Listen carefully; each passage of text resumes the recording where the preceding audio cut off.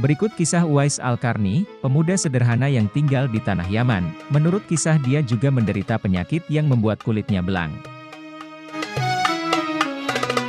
Meski memiliki keterbatasan fisik, Uwais Al-Qarni merupakan pemuda soleh yang senantiasa beribadah kepada Allah dan berbakti kepada ibunya.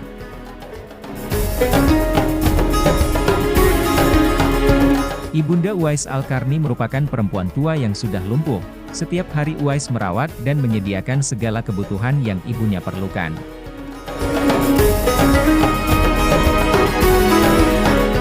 Hingga pada suatu hari ibunda Uwais Al-Qarni berkata, "Duhai anakku, mungkin kebersamaanku denganmu sudah tidak lama lagi. Ikhtiarkanlah supaya ibu bisa menunaikan ibadah haji," pintanya.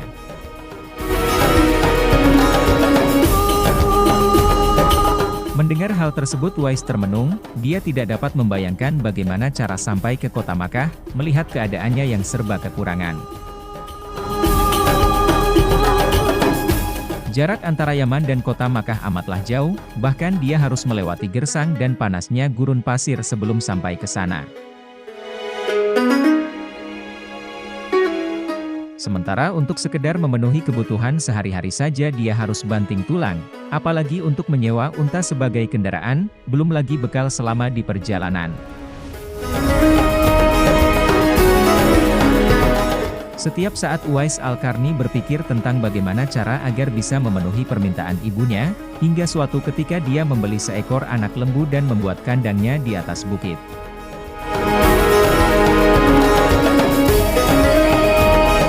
Setiap pagi Uwais menggendong anak lembu tersebut naik turun bukit. Orang-orang yang melihat hal tersebut meledeknya sebagai orang dengan gangguan jiwa.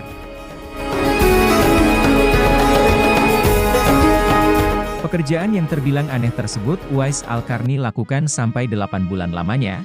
Anak lembu yang dulunya tidak terlalu berat kini bobotnya bertambah seiring dengan perkembangan umurnya.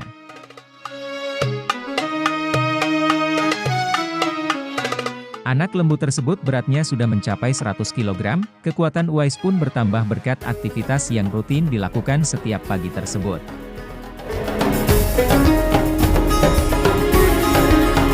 Dari situ orang-orang yang awalnya mengejek Uwais mulai sadar, bahwa tindakan aneh yang dilakukan Uwais ternyata untuk melatih fisiknya agar kuat menggendong sang ibu untuk pergi berhaji.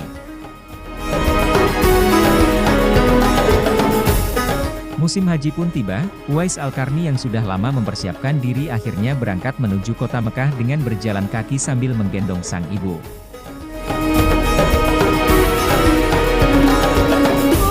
Setelah sampai di kota Makkah Uwais Al-Qarni menjalankan seluruh rukun haji sembari tetap menggendong wanita terkasihnya.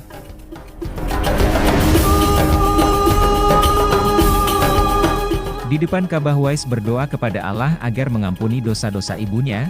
Sang ibu yang mendengar hal tersebut kemudian bertanya, "Bagaimana dengan dosamu?" Ujar ibunya heran.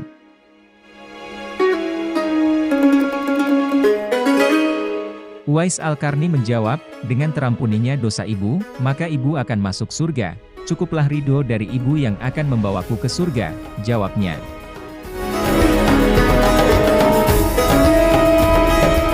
Ketulusan hati dan bakti Uwais Al-Qarni terhadap ibunya tidak Allah sia-siakan. Seketika penyakit kulit yang dideritanya sembuh dan hanya menyisakan bekas bulatan putih di telapak tangannya.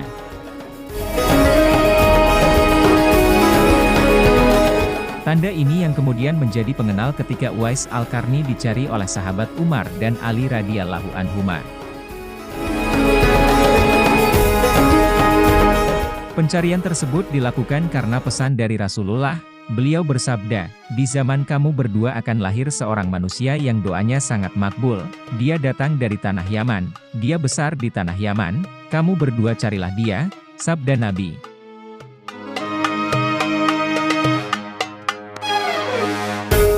Setelah Uwais Al-Qarni menyelesaikan ibadah haji, dia bermaksud menemui Nabi di Madinah, namun saat itu Nabi sedang pergi berperang.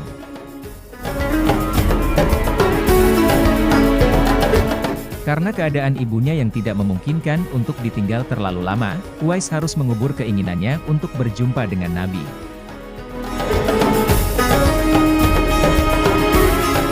Setelah Nabi wafat, pemerintahan dilanjutkan oleh Sayyidina Umar bin Khattab. Setiap ada rombongan yang datang dari Yaman, Sayyidina Umar dan Ali selalu bertanya tentang Uwais Al-Qarni.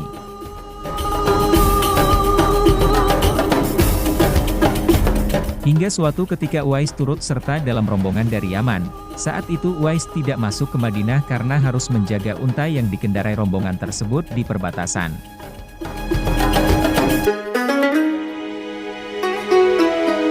Sayyidina Umar dan Sayyidina Ali yang mendengar hal tersebut bergegas menuju tempat keberadaan Uwais Al-Qarni. Sesampainya di sana mereka berdua mengucapkan salam.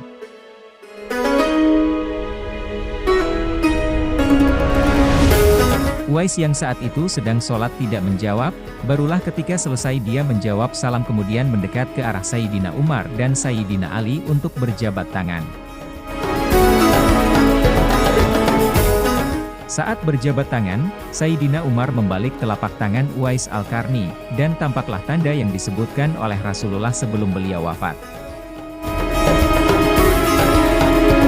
Melihat hal tersebut Sayyidina Umar dan Sayyidina Ali meminta agar Uwais berdoa dan memohonkan ampun untuk mereka. Uwais sempat menolak karena menurutnya dia yang seharusnya didoakan.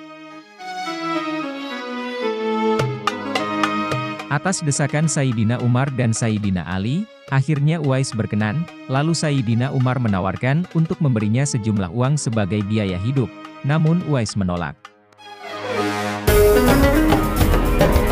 Uwais Al-Qarni juga meminta agar Sayyidina Umar dan Sayyidina Ali merahasiakan identitasnya, agar tak seorang pun tahu siapa dia sebenarnya. Selang beberapa waktu setelah pulang dari Madinah, Uwais Al-Qarni dikabarkan wafat. Kabar ini kemudian menyebar dan menggemparkan seluruh penduduk Yaman. Bagaimana tidak, di hari wafatnya banyak manusia asing tak dikenal yang hadir untuk mengurus proses pemakamannya. Saat hendak dimandikan, banyak orang berebut untuk memandikannya, begitu seterusnya hingga pada proses peletakan jenazah Uwais Al-Qarni di liang lahat. Masyarakat tidak percaya, bagaimana bisa seorang Uwais yang miskin dan setiap hari bekerja sebagai penjaga unta memperoleh sesuatu yang sangat spesial di hari wafatnya. Kemudian terdengarlah kabar bahwa Uwais Al-Qarni adalah hamba syalih yang bahkan dipuji oleh Nabi ketika masih hidup. Mengetahui hal itu, masyarakat kemudian yakin bahwa wajah-wajah asing yang hadir pada proses pemakaman Uwais Al-Qarni adalah malaikat yang turun ke bumi. Demikian kisah Uwais Al-Qarni, pemuda miskin yang sama sekali tidak terkenal di bumi ternyata namanya begitu terkenal di langit berkat ketaatan dan baktinya kepada orang tua. Semoga kisah di atas bisa menjadi motivasi bagi kita untuk selalu berbakti kepada kedua orang tua sehingga bisa sukses di dunia dan akhirat.